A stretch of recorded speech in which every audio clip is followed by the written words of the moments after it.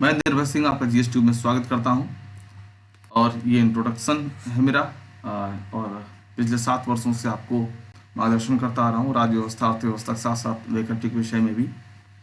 और ये लिंक है ब्लॉग का, इस पर जरूर जाइए अगर आपका हिस्ट्री सब्जेक्ट है ऑप्शनल में तो आपको काफ़ी यहाँ पर रोचक जानकारियाँ प्राप्त होंगी। और जो मैप में मैंने पूरा इंडिकेट कर रखा है ये कौन सी जगह कहाँ पर है, क्योंकि आमतौर पे आपको मैप को लेकर बड़ी समस्या होती है कि मैप में कौन चीज़ कहाँ है, कैसे इसको क्या। तो मैप में वहाँ पर मैंने आपको क्लियर दे रखा है, तो मैप जरूर आपको आसानी होगी। और इसी के साथ टेलीग्राम जो लिंक है इसको भी ज्वाइन कर लीजिएगा, क्योंकि कुछ चर्चा तुरंत का तुरंत आपको चाहिए होती है उसके लिए। तो उपराष्ट्रपति हम लोग कल अध्ययन कर चुके थे। उपराष्ट्रपति को मैंने काफ़ी विस्तार से बताया, खासतौर से चुनाव को लेकर के। तो उस पर ज़रा ध्यान दीजिएगा, क्योंकि वो चुनाव वाला बिंदु थोड़ा सा कन्फ्यूजिंग है वहाँ पर राष्ट्रपति और उपराष्ट्रपति को, इसलिए मैंने कंपेयर भी कर दिया आपका अंतर क्या है। दूसरी चीज़, राष्ट्रपति में जो महत्व उपराष्ट्रपति में जो महत्वपूर्ण है, राज्यसभा का सदस्य नहीं होता है फिर भी वो कास्टिंग वोट देता है, निर्णायक मत देता है। तो ये कुछ बिंदु हैं जहाँ पर उपराष्ट्रपति को आप ध्यान दीजिएगा। चलते हैं मंत्रिपरिषद की तरफ, देखते हैं मंत्रिपरिषद क्या होती है और ये मंत्रिपरिषद मंत्रिमंडल से कितनी अलग होती है, कैसे अलग होती है। ठीक है, मतलब कई बार हम लोग मंत्रिपरिषद की चर्चा करते हैं और मंत्रिमंडल समझ नहीं पाते हैं मंत्रिपरिषद और मंत्रिमंडल में अंतर क्या है। उसको समझेंगे हम लोग आज, क्या अंतर है। एक हम लोग सुनते हैं नाम अटॉर्नी जनरल का, अटॉर्नी जनरल का। एक नाम सुनते हैं हम लोग सॉलिसिटर जनरल का, सॉलिसिटर जनरल। भाई ये क्या होते हैं, कैसे होते हैं, चलिए आज देख लेते हैं इन दोनों को। ठीक है, चलिए। राष्ट्रपति भारत का संवैधानिक प्रमुख होता है, जबकि प्रधानमंत्री वास्तविक प्रमुख होता है। ध्यान से सुनिएगा, अनुच्छेद 53 यहीं पर आपको याद होना चाहिए। अनुच्छेद 53 क्या कहता है? अनुच्छेद 53 कहता है भारत जो संघ की कार्यपालिकी जो प्रमुख है कौन होगा? वो राष्ट्रपति होगा। राष्ट्रपति अपने कार्यपालिकी दायित्वों का जो पूर्ति है वो संविधान के अनुसार स्वयं करेगा या अपने अधीनस्थ अधिकारियों के द्वारा करेगा। अनुच्छेद 53 याद रखिएगा। तो भारत का संवैधानिक प्रमुख जो है वो राष्ट्रपति है, जबकि प्रधानमंत्री वास्तविक प्रमुख है। औपचारिक दृष्टि से राज्य का प्रधान तो राष्ट्रपति है, जबकि सरकार का प्रधान प्रधानमंत्री है। ठीक है, इसीलिए आप कई बार देखते हैं कि प्रधानमंत्री महोदय ज़्यादा निर्णय लेते हुए आपको दिखाई पड़ते हैं, भले वो सरकार आप सॉरी अगर आप कभी बजटीय भाषण सुने जब संयुक्त अधिवेशन होता है और राष्ट्रपति बजट सत्र को संबोधित करते हैं, तो देखिए वो कहते हैं जब बार बार कहते हैं मेरी सरकार की उपलब्धियां हैं, मेरी सरकार ने ये किया, मेरी सरकार ने ये किया। तो वहाँ पर वो जो आप एक बार भी बजटीय भाषण सुन लेंगे ना आप, मतलब 15-20 मिनट आधा घंटा, ज़्यादा पूरा नहीं सुनने की जरूरत नहीं है, पूरा सुनने तो बहुत अच्छी बात है। तो आपको समझ में आ जाएगा कि मेरी सरकार का मतलब क्या है। जैसे दादाजी बोल रहे होंगे मेरा परिवार मेरा परिवार, मेरे यहाँ से न्योता पूरा किया गया, मैंने देखिए एक भी न्योता नहीं छोड़ा, मैं तो हमेशा आता रहता हूँ, मेरा परिवार हमेशा उपस्थित रहता है। ऐसे ही आपको वहाँ फीलिंग आएगी, कभी सुनिएगा समय निकाल के। चलिए अनुच्छेद 75(1) ध्यान दीजिएगा। 75(1) प्रधानमंत्री की नियुक्ति राष्ट्रपति करेगा। ध्यान दीजिएगा, प्रधानमंत्री की नियुक्ति राष्ट्रपति करेगा। अब ध्यान दीजिए इस बात पर। पहली बात तो ये ध्यान देना है कि प्रधानमंत्री की नियुक्ति किस आर्टिकल से है, तो 75 से है, एक बात। दूसरा, एक मन में सवाल आ जाता है कि अरे राष्ट्रपति कौन होता है नियुक्त करने वाला, हम तो चुनाव जीत करके आए, ये कौन होता है नियुक्त करने वाला। समझिएगा बात को, आपसे प्रश्न कई बार इंटरव्यू में या इस तरीके से हो जाते हैं, या अपना ही दिमाग शैतान होता है, कहीं अलग तरीके से सोचने लगता है, अरे उसका तो चुनाव होता है, नियुक्ति क्यों कैसे करेगा। देखिए एक बात और समझ लीजिए, यहाँ पर कल को आप यूपीएससी क्वालिफाई करोगे, लेकिन नियुक्ति पत्र तो मिलेगा ही ना, तभी ना ज्वाइन करोगे। ऐसा थोड़ी ना रिजल्ट आ जाएगा बस पहुंच जाओगे, लाओ लाओ कहाँ बैठना है, मेरी मेज कुर्सी लाओ, ऐसा थोड़ी ना होता है। तो नियुक्ति पत्र भी तो आएगा। तो इसी तरीके से ध्यान रखिएगा, भले चुनाव जीत करके आए हैं, कुछ भी है वो अपनी जगह बात, लेकिन नियुक्ति कौन करेगा? राष्ट्रपति करेगा। इस बात को यहीं पर समझ लीजिए, वरना ये सब चीज़ें जब आप विचार नहीं करते हैं ना, तो जिस दिन दिमाग में आती हैं उस दिन बहुत परेशान करती हैं। तो प्रधानमंत्री की नियुक्ति कौन करेगा? राष्ट्रपति। और आगे जो अन्य मंत्री हैं, मतलब दुनिया भर के जो मंत्री होते हैं, रक्षा मंत्री, वित्त मंत्री, गृह मंत्री, पर्यावरण मंत्री, ये सब जो मंत्री हैं, शिक्षा मंत्री, ये जो मंत्री होंगे वो प्रधानमंत्री की सलाह पर राष्ट्रपति उनकी नियुक्ति करेगा। नियुक्ति कौन करेगा? राष्ट्रपति, लेकिन प्रधानमंत्री की सलाह पर करेगा। मतलब आप जो सुनते हो ना, प्रधानमंत्री ने या फला आदमी ने अपना कैबिनेट का विस्तार किया या कैबिनेट को सीमित रखा, कम रखा, ज़्यादा बड़ा नहीं रखा, उसका कारण क्या है? उसमें प्रधानमंत्री की सलाह काम करती है, इसलिए इस बात प्रधानमंत्री को क्रेडिट जाता है, ना कि राष्ट्रपति को, क्योंकि ये निर्णय तो प्रधानमंत्री का ही होता है। आगे अनुच्छेद 75(2) के अनुसार जो मंत्री हैं, कौन मंत्री? प्रधानमंत्री की सलाह पर जो आए वो मंत्री राष्ट्रपति के प्रसाद पर्यंत अपना पद धारण करेंगे। मतलब इसका क्या मतलब हुआ? डॉक्ट्रिन ऑफ प्लेजर का मतलब ये होता है कि राष्ट्रपति की इच्छा तक, राष्ट्रपति की इच्छा तक, जब तक उसकी इच्छा है, मन है, मर्जी है। अच्छा, ध्यान से सुनिएगा इस बात को।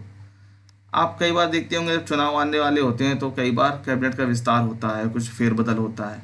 ये करता कौन है? ये प्रधानमंत्री करता है, क्योंकि सलाह तो उसी की चल रही है। लेकिन ऑफिशियली कौन करता है? तो वो राष्ट्रपति करता है। इसीलिए प्रसाद पर्यंत शब्द का प्रयोग यहाँ किया गया है। यहाँ पर लिखा जरूर गया राष्ट्रपति का प्रसाद पर्यंत, लेकिन ये राष्ट्रपति की इच्छा नहीं होती है, एक्चुअली में ये होती है प्रधानमंत्री की इच्छा। जब, क्योंकि आपको तो पता है मैं इसलिए कह रहा हूँ क्योंकि आपने सब कम से कम लोकसभा चुनाव या विधानसभा चुनाव ध्यान से देखा होगा। ऐसा नहीं कि आप लोगों में से किसी ने वे चुनाव में ध्यान नहीं दिया होगा। तो ये इसलिए मैं इस बात को कह रहा हूँ। राष्ट्रपति के प्रसाद, अच्छा, राष्ट्रपति के प्रसाद का अर्थ है प्रधानमंत्री के प्रसाद। प्रधानमंत्री अपने मंत्री से त्याग पत्र की मांग कर सकता है। भाई किसी से कह सकता है, भाई आप विधि मंत्री हैं, आप इसको छोड़िए, हम आपको दूसरा मंत्रालय देंगे, रेलवे वाला, या रेलवे वाले से कहें आपको रेलवे वाला छोड़िए और हम आपको आपके काम से मतलब संतुष्ट हैं। ऐसा बोला नहीं जाता। एक बात होती है, हाई प्रोफाइल अगर आप मंत्रालय देख रहे हैं और आपको कोई लो प्रोफाइल मंत्रालय दे दिया जाए तो उसे डिमोशन ही बोलेंगे ना। तो इसीलिए कई बार आप देखते हैं कि आज अगर वो कहे मंत्री कि नहीं भाई हम तो त्यागपत्र नहीं देंगे, तो फिर त्यागपत्र नहीं देंगे तो फिर राष्ट्रपति आपको पद से हटा भी सकता है। ऐसा नहीं कि आप, तो इसीलिए जब आपको त्यागपत्र देने को कहा जाए तो आप दे दीजिए, नहीं देंगे तो बर्खास्त कर दिया जाएगा, हटा दिया जाएगा उसे।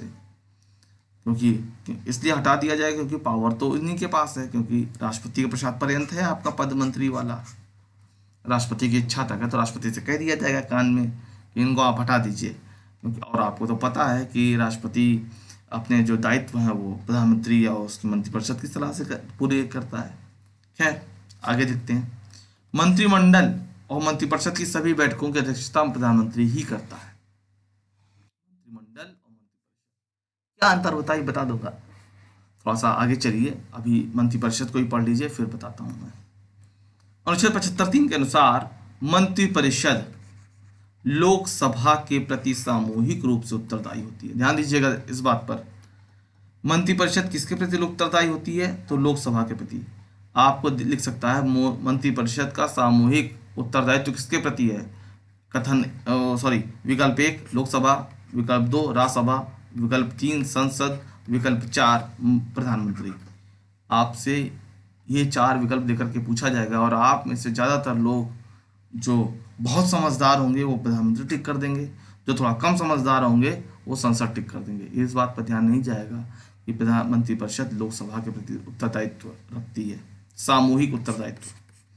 ठीक है, सामूहिक उत्तरदायित्व क्या होता है? सामूहिक उत्तरदायित्व और व्यक्तिगत उत्तरदायित्व दोनों की चर्चा आखिरी में मैंने कर रखी है, बस थोड़ा सा सब्र रखिए। सामूहिक उत्तरदायित्व का आप नॉर्मल जो मतलब निकालिए वो यही कि अगर ये मीटिंग हो रही है और यहाँ पर मंत्रिपरिषद की मीटिंग में इतने लोग बैठे हैं और यहाँ कोई निर्णय अगर निकलता है तो वो निर्णय सबका माना जाएगा। वहाँ पर कोई ये नहीं कह सकता कि भाई देखो हम निर्णय नहीं मान रहे हैं, और नहीं माने तो नहीं माने, अपने मन में रखो बात। ये बात जाकर के आप बाहर नहीं बोल सकते कि भाई हम नहीं मान रहे।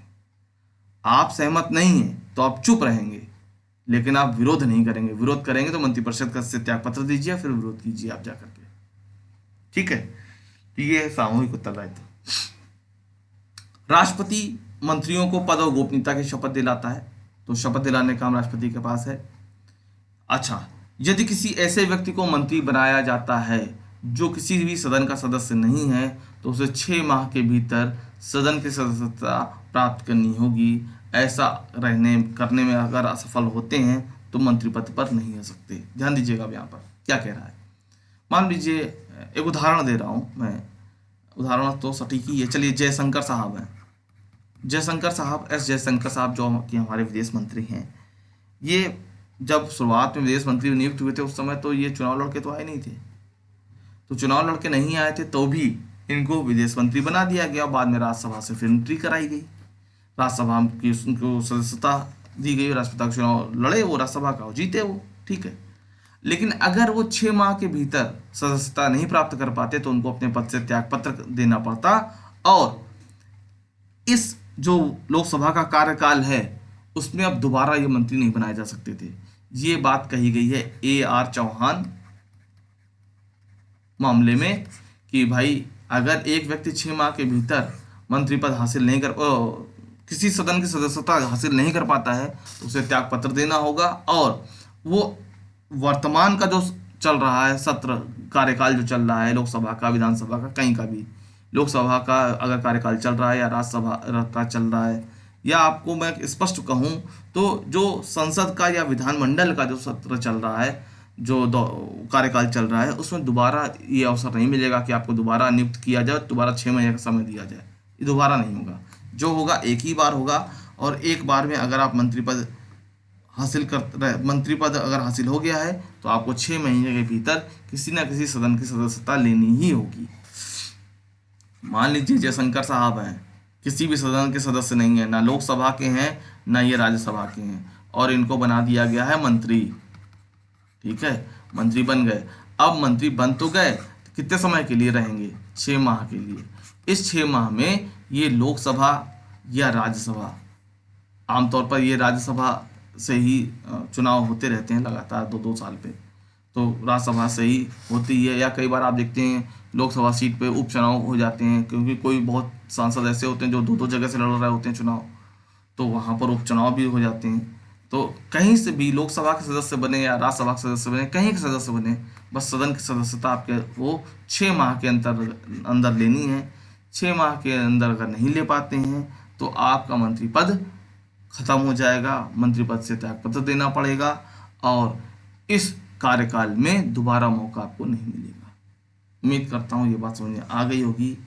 और यहाँ पर विकल्पीय प्रश्न बनने की बहुत सारी गुंजाइश होती है, सत्य असत्य कथन के परीक्षण की बहुत ज़्यादा गुंजाइश होती है, इसलिए मैंने यहाँ पर थोड़ा सा आपको समय ज़्यादा दिया है। आपसे ये पूछा जाए कि कोई भी व्यक्ति जो किसी भी सदन का सदस्य नहीं है क्या मंत्री पद धारण कर सकता है? हाँ, धारण कर सकता है। आपका वर्तमान का उदाहरण दूं तो सबसे अच्छा उदाहरण आपको ममता बनर्जी साहब जी हैं। आप देखिए मैडम को कि वो किसी भी सदन का सदस्य नहीं है लेकिन मुख्यमंत्री हैं। अब 6 महीने में उनको विधानसभा की सदस्यता लेनी है। या आपको बताऊं, बंगाल ने फिर से अपने लिए विधान परिषद को गठन करने की मांग भी की है। अब देखिए वो भविष्य की बात है, क्या मांग कब पूरी हो पाती है कब नहीं हो पाती है, वो तो भविष्य की बात है। फिलहाल तो हमको पूरी होती हुई नहीं दिख रही है, क्योंकि इस समय महामारी के समय में सरकारी खर्च घटाने का समय है, ना कि बढ़ाने का समय है। तो मुझे ये मांग पूरी होती दिख नहीं रही है, लेकिन फिर भी अब सरकार है, सरकार क्या चुनावी दांव खेले हो उनकी मर्जी है। खैर, नहीं, ये सब बातें जो मैं करता हूँ ये मत सोचा करिए सर फालतू का बोलो, फालतू का नहीं है ये सब चीज़ें आपको भी इस तरीके से ध्यान देनी चाहिए, ठीक है। सिर्फ किताबी बातें पढ़ के, सिर्फ किताबी बातें याद करके आपका काम नहीं चलने वाला है।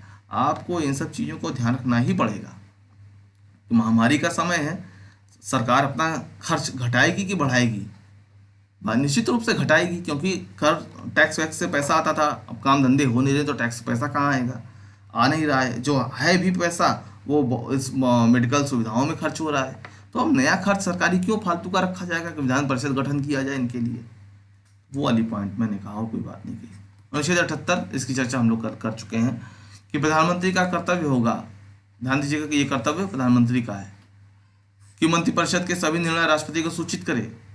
और अगर मंत्री ने कोई निर्णय ले लिया है और नहीं बताया है तो राष्ट्रपति अपेक्षा कर सकेगा कि भाई आप हमें आके जानकारी दीजिए। राष्ट्रपति प्रधानमंत्री से संपर्क कर सकता, बात कर सकता, कह सकता है। एक तरीके से समझिए कि ये मंत्रिपरिषद है और इसका हेड ये प्रधानमंत्री है और ये राष्ट्रपति है। तो राष्ट्रपति है ये और ये मंत्रिपरिषद है। राष्ट्रपति और मंत्रिपरिषद के बीच जो सेतु है वो है प्रधानमंत्री, वो है प्रधानमंत्री। इसके जो भी मंत्रिपरिषद के जो भी निर्णय हैं इनको संसूचित करने का दायित्व किसके पास है? प्रधानमंत्री के पास। और यही वो कारण है कि प्रधानमंत्री की जब मृत्यु हो जाती है अचानक, मृत्यु तो अचानक ही मान लीजिए, या प्रधानमंत्री त्यागपत्र अपने पद से दे देगा तो पूरी की पूरी सरकार गिरती है। यही वो कारण है। कभी भी ध्यान दीजिएगा, जब प्रधानमंत्री या मुख्यमंत्री मरेगा या त्यागपत्र देगा तो पूरी की पूरी सरकार भंग होती है। इस बात को ध्यान दीजिएगा, पूरी की पूरी सरकार। ठीक, अब चलते हैं अनुच्छेद 74। प्रधानमंत्री पढ़ने के बाद चलते हैं मंत्रिपरिषद पे। वैसे आप 74 पहले आएगा, 75 बाद में आएगा, ठीक है। लेकिन अब क्या है कि मुझे तो पढ़ाना है, ना कि संविधान की किताब छापनी है, तो इसलिए मैंने प्रधानमंत्री पहले पढ़ाया। अब मंत्रिपरिषद की तरफ चलते हैं। अनुच्छेद 74 के अनुसार राष्ट्रपति की सहायता और सलाह देने के लिए एक मंत्रिपरिषद होगी जिसका प्रमुख प्रधानमंत्री होगा और राष्ट्रपति मंत्रिपरिषद की सलाह पर कार्य करेगा। ध्यान दीजिएगा, यहाँ पर मैंने आपसे कहा ना सलाह पर काम करेगा, तो यहाँ से जो भी सलाह है, ये सलाह निकली तो प्रधानमंत्री के पास, प्रधानमंत्री पहुँचाएगा अब राष्ट्रपति को। ऐसा नहीं कि पूरी मंत्रिपरिषद वहाँ परेड करते हुए पहुँच जाएगी, ऐसा नहीं है। ठीक है, एक निर्णय यहाँ हो गया, इस निर्णय को संसूचित करने का काम किसका है? प्रधानमंत्री का। परंतु राष्ट्रपति मंत्रिपरिषद की सलाह को पुनर्विचार के लिए एक बार वापस कर सकता है, लेकिन मंत्रिपरिषद द्वारा पुनर्विचार के पश्चात दी गई सलाह मानने के लिए वो बाध्य है। मतलब एक बार कहेगा कि भाई सलाह अपनी दोबारा आप चेक कर लो, मुझे ठीक नहीं लग रही है, लेकिन दोबारा भी वही अगर मिलती है तो मानना ही पड़ेगा। 44वें संविधान संशोधन 1978 से ये संशोधन याद रखिएगा। उसके बाद मंत्रिपरिषद और जो राष्ट्रपति का जो भी कम्युनिकेशन है, पहले इस आर्टिकल को पढ़ लीजिए। इस प्रश्न को किसी न्यायालय में जांच नहीं की जाएगी कि मंत्रियों ने क्या सलाह दी कि नहीं दी, जो भी है। क्या कह रहा है वो, क्या ये रहा है इस स्थिति में? आइए फिर से थोड़ा सा मैं स्याही बदल लूँ। हाँ, वो ये कह रहा है कि इस बात का कोई न्यायालय चेकिंग नहीं करेगा, जांच नहीं करेगा कि मंत्रिपरिषद ने सलाह दी या नहीं दी राष्ट्रपति को। अगर दी है तो क्या दी है, ये कोई भी न्यायालय चेक नहीं कर सकता, पूछ नहीं सकता है, कोई भी सवाल इस पर नहीं कर सकता है। मतलब ये राष्ट्रपति महोदय हैं, ये इनकी सरकार है, इनकी सरकार में बहुत ये पूरे मंत्रिपरिषद के लोग हैं। इस मंत्रिपरिषद में एक व्यक्ति जो कि प्रधानमंत्री है वो इन दोनों के बीच कम्युनिकेटर है, बातचीत का एक साधन है। दोनों के मतलब मंत्रिपरिषद ने जो निर्णय लिया है उसको सूचित करेगा कौन? प्रधानमंत्री। ठीक है, ऐसा नहीं कि पीएम, ऐसा नहीं कि मंत्रिपरिषद के बाहर है, नहीं, मंत्रिपरिषद के में वो भी है, लेकिन वो प्रथम है, मंत्रिपरिषद में पहला व्यक्ति है। बराबर में प्रथम की अवधारणा है यहाँ पर। जिससे क्लास का मॉनिटर, सब स्टूडेंट बराबर होते हैं लेकिन मॉनिटर प्रथम। भाई जो भी सवाल जवाब है क्लास टीचर के किससे होते हैं? मॉनिटर से होते हैं।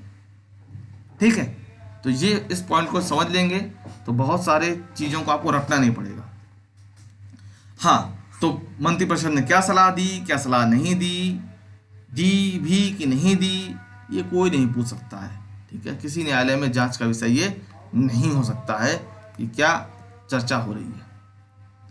अब केंद्रीय मंत्रिपरिषद, जिसे कि आप संघीय मंत्रिपरिषद कहें तो बेहतर है, लेकिन आम बोलचाल में केंद्रीय मंत्रिपरिषद ही बोल दिया जाता है।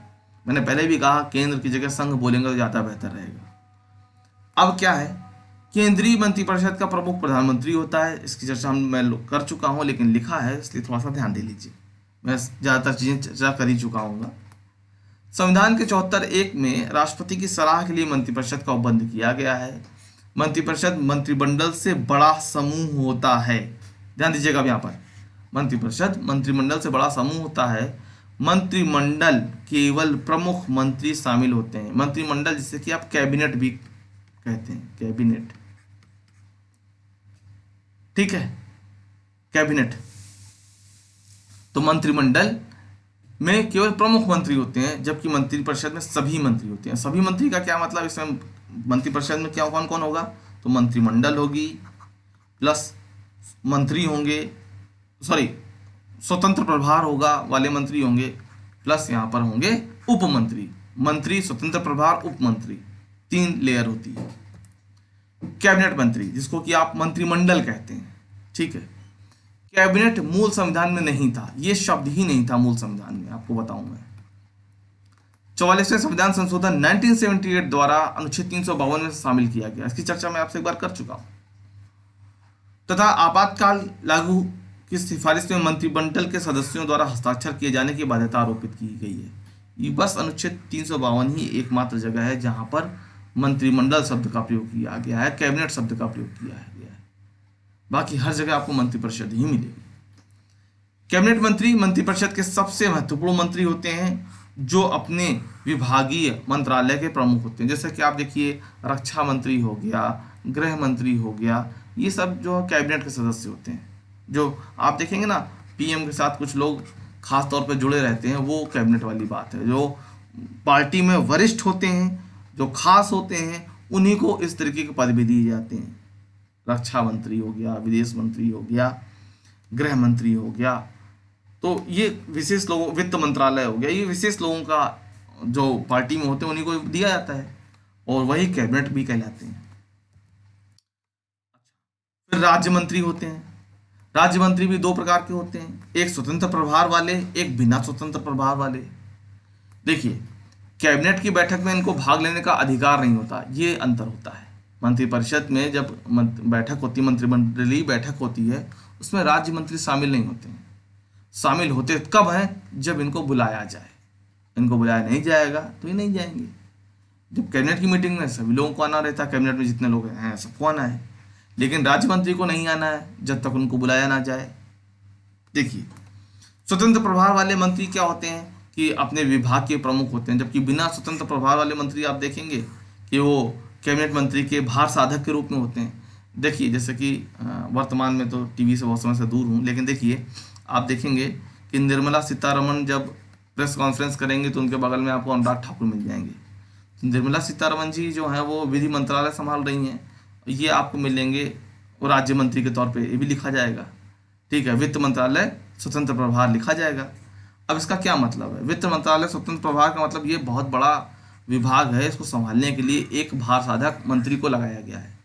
यहाँ पॉइंट सिर्फ भार साधक का नहीं है, पॉइंट ये भी है कि इनकी क्षमताओं को विकसित किया जा रहा है, ये भी पॉइंट है यहाँ पर। ऐसा नहीं कि सिर्फ ऐसे ही लगा दिया गया, भाई इनकी क्षमताओं को भी विकसित किया जा रहा है। पार्टी अपने स्तर पर सोच रही है कि भाई भविष्य में हम आगे चलें तो नया व्यक्ति हमें कैसे मिलेगा। भाई आप किसी को काम करने का अवसर नहीं दोगे तो उसको अनुभव कहाँ से आएगा, ठीक है। तो जो बिना स्वतंत्र प्रभार वाले होते हैं वो बड़े मंत्रालय के भार साधक के रूप में होते हैं, और कुछ कैबिनेट जो छोटी रखते हैं उसमें स्वतंत्र प्रभार आपको बहुत मिलता होगा, स्वतंत्र प्रभार वाले राज्य मंत्री, ठीक है। थोड़ा सा टीवी पे ध्यान देंगे तो बेहतर रहेगा, ये सब चीज़ें थोड़ा सा दिमाग में बनी रहती हैं। उपमंत्री क्या होता है, उपमंत्री एक छोटा मंत्री टाइप होता है जो किसी कैबिनेट मंत्री अथवा स्वतंत्र प्रभार वाले राज्य मंत्री के अधीन कार्य करता है, ठीक है, उपमंत्री। तो ये 3 लेयर होती है। तो जब आपसे कहे मंत्रिपरिषद, यहाँ पर ध्यान से देख लीजिए, मंत्रिपरिषद की जब बात हो तो किसकी बात हो रही है, ये कोर एरिया है, ये मंत्रिमंडल है, ये मंत्रिमंडल। अच्छा, जब आपसे वो कहे कि मंत्रिपरिषद, तो मंत्रिमंडल हो गया, फिर स्वतंत्र प्रभार वाला मंत्री होगा, ये स्वतंत्र प्रभार वाला मंत्री है, लाल वाला राज्य मंत्री। स्वतंत्र प्रभार ना बोले आप, इसको बोलते हैं राज्य मंत्री। फिर सबसे जो केंद्र से दूर होता है वो होता है उपमंत्री, ये जो है वो उपमंत्री है, ये उपमंत्री, ये 3 लेयर है, मंत्रिमंडल, राज्य मंत्री और उपमंत्री। जब इनको संयुक्त रूप से बोलेंगे जब इनको संयुक्त रूप से बोलेंगे तो मंत्रिपरिषद बोलेंगे, और अलग अलग बोलेंगे तो जाहिर सी बात है वो मंत्रिमंडल अलग हो जाएगा, जिसे आप कैबिनेट कहते हैं। राज्य मंत्री अलग हो जाएंगे, उप मंत्री अलग हो जाएंगे। तो यहाँ पर अगर आपको लिखना है तो इस तरीके से लिख लीजिए कि आप अपने नोट्स में मंत्रिपरिषद बराबर मंत्रिमंडल प्लस राज्य मंत्री प्लस उपमंत्री, ये तीनों को जब मिला करके बोलेंगे तो मंत्रिपरिषद बोलेंगे। ठीक है, आगे टर्म क्या है, आगे है उप प्रधानमंत्री। ध्यान रखिएगा, उप प्रधानमंत्री जो टर्म है वो संविधान में कहीं नहीं है, इसीलिए उसको संविधानेतर पद कहा गया। संविधान में इसका कहीं जिक्र नहीं है। आपसे पूछ ले कभी कि उप प्रधानमंत्री किस आर्टिकल में वर्णित है, तो बस ध्यान रखिएगा किसी आर्टिकल में नहीं वर्णित है, इसकी संविधान में कोई चर्चा नहीं है। ये एक तरीके से राजनीतिक पद बना दिया गया। समानता है कि यह एक प्रभावशाली मंत्री होता है जो प्रधानमंत्री के समान ही प्रभाव रखता है। तो सरदार वल्लभ भाई पटेल को पहला उप प्रधानमंत्री बनाया गया था। ठीक है, पहला उप प्रधानमंत्री कौन? सरदार वल्लभ भाई पटेल। किचन कैबिनेट, अच्छा देखो किचन कैबिनेट भी समझ लो भाई, किचन कैबिनेट का क्या मामला है। उन प्रभावशाली मंत्रियों का समूह जिनमें प्रधानमंत्री से ज्यादातर सलाह मशवरा करता है। जब आप देखेंगे पीएम साहब जो हमारे हैं, आपको देखेंगे कुछ मंत्रियों के साथ ज़्यादा घुले मिले रहते हैं, जैसे कि आपको राजनाथ सिंह जी हैं, या अमित शाह जी हैं, या नितिन गडकरी जी हैं, हाँ राधा मोहन जी हैं, निर्मला सीतारमन जी, कुछ लोगों के साथ आपको ज़्यादा दिखते होंगे। तो वही किचन कैबिनेट है। किचन कैबिनेट का एक कॉन्सेप्ट और भी है जो मैं आपको समझा देता हूँ। मान लीजिए 2 बार से एनडीए की पूरी मतलब बीजेपी बहुमत ला रही है। ठीक है, उस स्थिति की कल्पना कीजिए सॉरी उस स्थिति की कल्पना कीजिए जहां पर बहुमत किसी दल का ना हो, तो एनडीए और यूपीए ये चीज आपको दिखती होगी। अब यूपी से सरकार का उदाहरण देता हूँ आपको। यहाँ पर आप केंद्र में आपको मिलेगा कि सपा भी है, बसपा भी है, यहाँ पर आपको लालू यादव की पार्टी भी है, यहाँ पर कांग्रेस है, साउथ की भी बहुत सारी पार्टियां हैं। अच्छा देखो, इतने सब लोग हैं। अगर कैबिनेट में क्या होता है, कैबिनेट में फिर कुछ पद तो इनको भी दिए जाएंगे, कुछ पद इनको दिए जाएंगे, कुछ पद इनको दिए जाएंगे। अगर कैबिनेट की बैठक करते हैं तो फिर सबको बुलाना पड़ेगा। तो जो यूपीए का मेन है कांग्रेस, उसको वो उसके जो कहें की नीतियां हैं सब जान जाएंगे। अब क्या कॉन्सेप्ट आया, फिर कुछ खास लोग बैठ करके ग्रुप ऑफ मिनिस्टर्स की अवधारणा आपको यूपीए काल में ज़्यादा दिखाई पड़ेगी। कुछ खास लोग मिलकर के जो बैठक कर लेते हैं उसको किचन कैबिनेट कह लेते हैं। अब किचन कैबिनेट का मतलब ज़्यादातर लोगों को नहीं बुलाएंगे, 2 4 5 लोग बैठ के अपना निर्णय कर लेंगे। तो इसे किचन कैबिनेट नाम दिया गया। ऐसा नहीं कि ये कोई चर्चा का वाला नाम है, नहीं, ये चर्चा वाला नहीं है, इसे आम बोलचाल में बोल दिया गया है। ऐसा कोई संवैधानिक मामला नहीं है, ये आम बोलचाल में बोल दिया गया है। यह शब्दावली राजनीतिक विश्लेषकों द्वारा विकसित की गई है कि गठबंधन की राजनीतिक दौर में किचन कैबिनेट की अवधारणा ज़्यादा प्रासंगिक हो गई है, क्योंकि प्रधानमंत्री पूरी कैबिनेट के साथ सहज नहीं होता। मैंने आपको बताया ना कि यहाँ कांग्रेस का प्रधानमंत्री है, इसमें सपा का भी एक मंत्री है, बसपा का भी एक मंत्री है, पता चला लालू यादव की मंत्री का भी है, और साउथ से भी एनसीपी का भी कोई है, और बिजू पटनायक दल का भी कोई है। अब इतने सारे लोग साथ कांग्रेस का जो प्रधानमंत्री कैसे नीति पर कैसे सहमति बनेगी? सहमति बनेगी ही नहीं। तो क्या किया गया, एक नया कॉन्सेप्ट इस तरीके का लाया गया, और उसको फिर बाद में राजनीतिक विश्लेषकों ने किचन कैबिनेट कह के पुकारा उसको। ठीक है, मंत्रियों का दायित्व, हाँ इसकी भी चर्चा कर लेते हैं हम लोग। मंत्रिपरिषद सामूहिक रूप से लोकसभा के प्रति उत्तरदायी होते हैं। याद रखिएगा, कंफ्यूजन ना हो, याद रखिएगा इस बात को। लोकसभा, संसद नहीं लोकसभा, संसद नहीं लोकसभा। ठीक है, इसका अर्थ है कैबिनेट द्वारा लिया गया कोई भी निर्णय मंत्रिपरिषद का सामूहिक निर्णय माना जाएगा। अतः मंत्री असहमत होने के बावजूद भी मंत्रिपरिषद के निर्णय के साथ रहेगा, असहमति को व्यक्त नहीं करेगा। आप सहमत हो ना हो, अपना मुंह बंद रखें। अगर मुंह खोलना ही है तो मंत्रिमंडल से त्यागपत्र दीजिए उसके बाद। ठीक है, मंत्री वो चाहे जिस भी सदन से हो सकता है वो राज्यसभा का सदस्य हो, लेकिन उसका जो सामूहिक उत्तरदायित्व है वो लोकसभा के प्रति ही होगा। ठीक है, यहाँ पर ये बात आपको ध्यान रखनी है। आपसे पूछा जाए कि मंत्रियों का सामूहिक उत्तरदायित्व है डैश संसद, लोकसभा, राज्यसभा, प्रधानमंत्री। राज्यसभा जगह हो सकता है राष्ट्रपति लिख दे। ध्यान रखिएगा, सामूहिक उत्तरदायित्व लोकसभा के प्रति। ठीक। व्यक्तिगत उत्तरदायित्व, व्यक्तिगत उत्तरदायित्व राष्ट्रपति के प्रसाद पर्यंत पद धारण करता है, तो राष्ट्रपति के प्रसाद पर्यंत हुआ। ठीक है, ध्यान दीजिएगा, क्वेश्चन आपसे पूछा जाए कि व्यक्तिगत उत्तरदायित्व का सिद्धांत, व्यक्तिगत उत्तरदायित्व किसके प्रति होता है, तो वहाँ राष्ट्रपति आपको ऑप्ट करना है, प्रधानमंत्री नहीं लिख देंगे आप। क्योंकि आपके दिमाग में ये चलता रहेगा कि भाई कैबिनेट का विस्तार प्रधानमंत्री करता है, कैबिनेट में फेरबदल प्रधानमंत्री करता है। अरे करता है, लेकिन वो सलाह देने का काम करता है। अगर आपसे सैद्धांतिक रूप से पूछा जाए, आप उत्तर राष्ट्रपति ही बताएंगे, प्रधानमंत्री से कंफ्यूज नहीं हो जाएंगे। ठीक है, अतः व्यक्तिगत रूप से कार्यपालिका के प्रमुख राष्ट्रपति के प्रति उत्तरदायी होता है।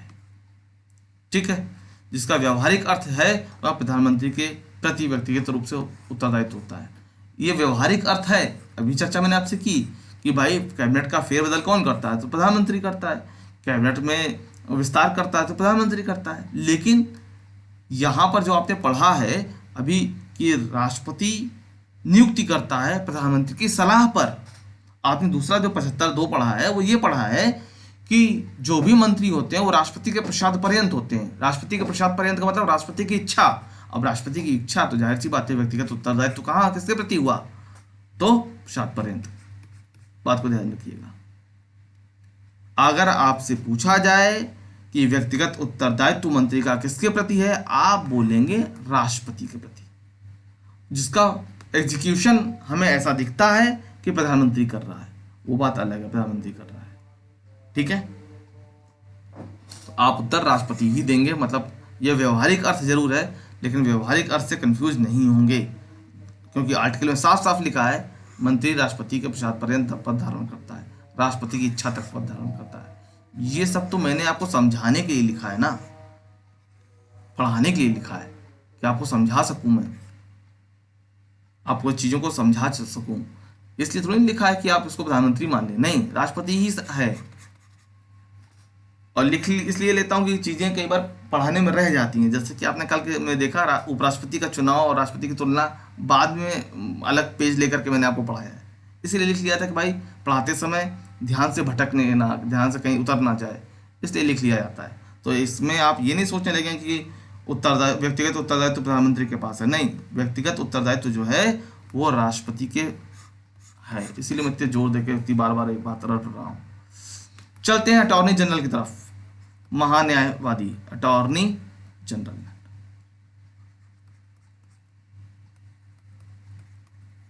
आप अटॉर्नी जनरल शब्द ज़्यादा सुनाई पड़ता है, इसलिए मैंने यहाँ लिख दिया।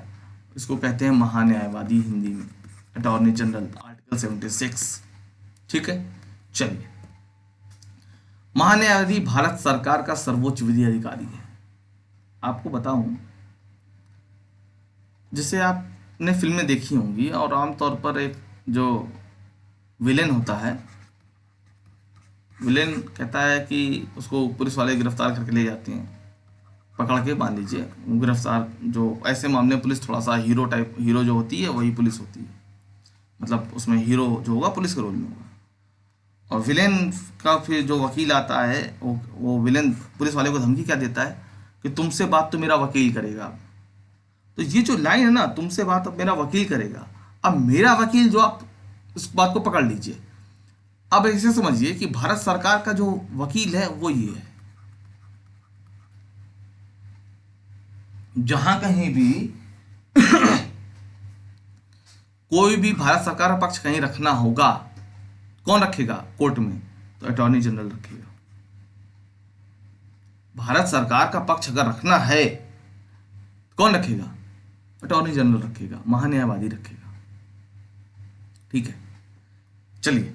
तो सामान्य चर्चा से आपको इसलिए आपको परिचित कराना चाहा कि ये व्यक्ति आप पहचान लें क्या होता है। सरकार का आप मान लीजिए वकील, ठीक। 3 अधिकारियों को विधि अधिकारी माना गया है, अटॉर्नी जनरल, भारत का महान्यायवादी, सॉलिसिटर जनरल, भारत का महाधिवक्ता, और भारत का एडिशनल सॉलिसिटर जनरल। ये अटॉर्नी जनरल हम लोग पढ़ रहे हैं, विधि अधिकारी 3 होते हैं, अटॉर्नी जनरल, सॉलिसिटर जनरल और एडिशनल सॉलिसिटर जनरल। ठीक है, तो सॉलिसिटर जनरल जो होता है वो क्या होता है वो हम लोग बाद में देखेंगे, पहले देख लेते हैं अटॉर्नी जनरल क्या होता है।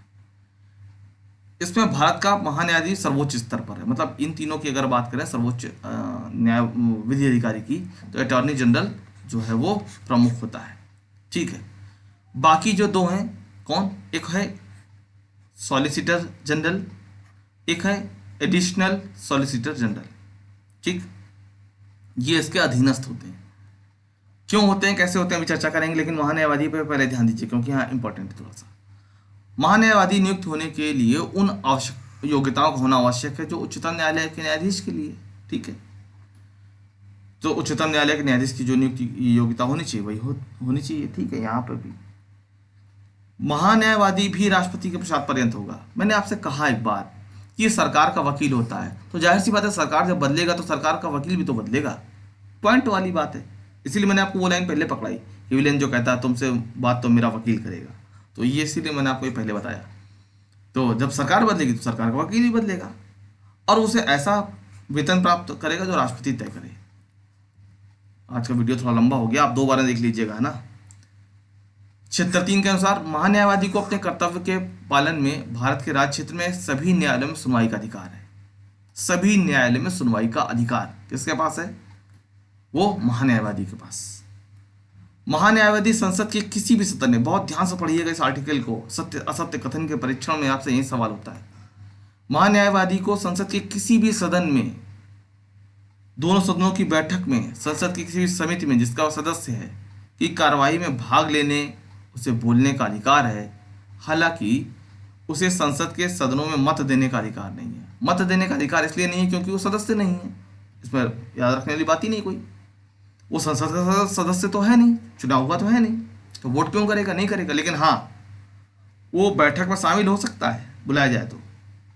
वो संसद की किसी समिति का अगर हिस्सा है तो वहाँ पर भी कार्रवाई में भाग ले सकता है, सदन में अपनी बात कह भी सकता है, बस वोटिंग नहीं कर सकता है।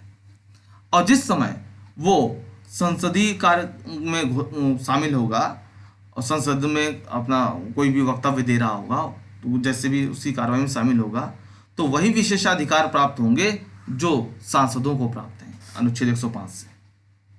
तो इस आर्टिकल पर विशेष ध्यान दीजिएगा। फिर महाधिवक्ता मतलब सॉलिसिटर जनरल, सॉलिसिटर जनरल। अच्छा, यहाँ पर एक बात और ध्यान दीजिएगा, हाँ, अनुच्छेद 76 है इसका, अटॉर्नी जनरल का। ठीक है, महाधिवक्ता सॉलिसिटर जनरल। महाधिवक्ता भारत सरकार का दूसरा विधि अधिकारी है जिसका प्रमुख कार्य महान्यायवादी की सहायता करना। मतलब अटॉर्नी जनरल के ये सब स्टाफ हैं, कौन, सॉलिसिटर जनरल और एडिशनल सॉलिसिटर जनरल। महान्यायवादी का पद अनुच्छेद 76 के तहत संवैधानिक पद है, ध्यान दीजिएगा, संवैधानिक पद है, जबकि महाधिवक्ता का पद संवैधानिक नहीं है, वैधानिक है, कानूनी है। ध्यान दीजिएगा, संवैधानिक पद है अनुच्छेद 76 से, कौन सा, अटॉर्नी जनरल वाला, महान्यायवादी वाला। ऐसे ही भारत का अपर महाधिवक्ता की नियुक्ति महाधिवक्ता की सहायता के लिए की गई है, यह पद भी वैधानिक है। मतलब संविधान के किसी अनुच्छेद में इस पद का कोई जिक्र नहीं किया गया है। ठीक, सॉलिसिटर जनरल का कोई जिक्र नहीं हुआ है।